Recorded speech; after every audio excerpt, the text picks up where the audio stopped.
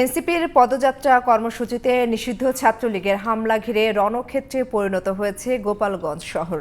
হামলাকারী ও আইনশৃঙ্খলা রক্ষাকারী বাহিনীর মধ্যে দফায় দফায় সংঘর্ষ, ধাওয়া পাল্টা ধাওয়ার ঘটনাও ঘটছে। পরিস্থিতি নিয়ন্ত্রণে গুলি চালায় পুলিশ। পরে প্রশাসনের পক্ষ থেকে জারি করা হয় ১৪৪ ধারা। এর আগে সমাবেশে এনসিপি নেতারা বলেন, মুজিববাদ ও সন্ত্রাসীদের হাত থেকে মুক্ত করা হবে গোপালগঞ্জকে। পরে সেনাবাহিনীর সহায়তায় গোপালগঞ্জ ছাড়েন দলটির নেতারা। এদিকে রাত ৮টা থেকে কাল সন্ধ্যা ৬টা পর্যন্ত গোপালগঞ্জে কারফিউ জারি করা হয়েছে। সাজ্জাদ হোসেনের রিপোর্টে বিস্তারিত।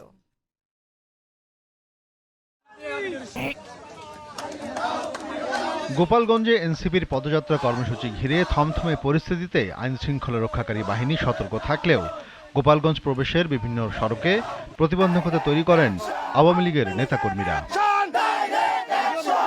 সকালে গোপালগঞ্জের উলপুরে পুলিশের একটি গাড়িতে আগুন ধরিয়ে দেয় তারা।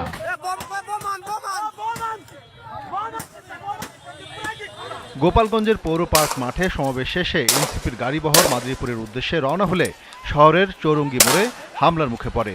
নিষিদ্ধ ছাত্রলীগ ও আওয়ামী লীগের নেতাকর্মীদের সাথে আইন শৃঙ্খলা বাহিনীর ব্যাপক সংঘর্ষ ও ধাওয়া পাল্টা ধাওয়া শুরু হয়।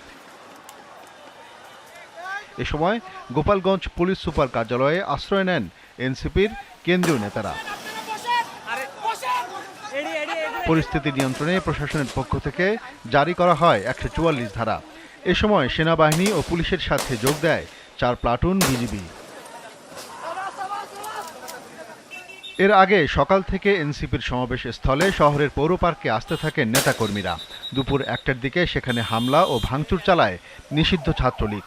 সমাবেশ এক দফা পণ্ড হলেও দুপুর ২টায় এনসিপির কেন্দ্রীয় নেতারা সমাবেশ স্থলে আসলে আবারও সংগঠিত হন নেতাকর্মীরা। সমাবেশে হামলার ঘটনায় আইনশৃঙ্খলা বাহিনীর ব্যর্থতার অভিযোগ তুলেন এনসিপির নেতাকর্মীরা। হামলার শক্ত জবাব দেওয়ারও হুঁশিয়ারি দেওয়া হয় সমাবেশ থেকে।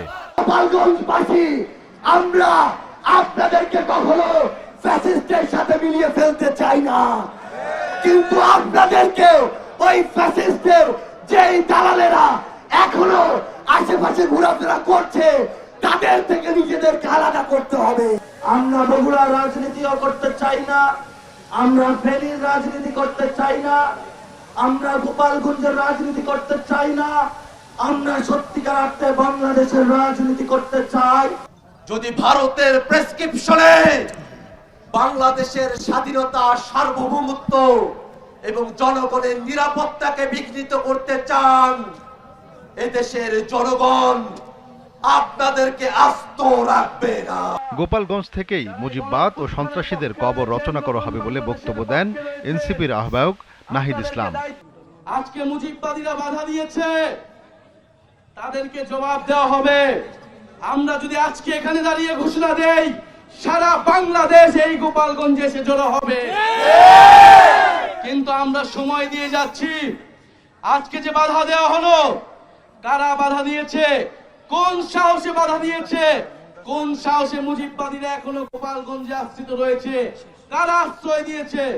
দ্রুত সময়ের মধ্যে বিচার যদি না হয়, আমরা আবারও আসবো গোপালগঞ্জে। আমরা নিজ হাতে দায়িত্ব নিয়ে গোপালগঞ্জকে মুজিববাদীদের থেকে মুক্ত করব ইনশাআল্লাহ।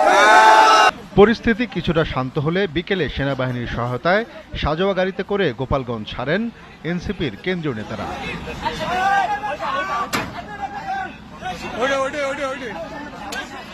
Sajjad Hossain, GTV news.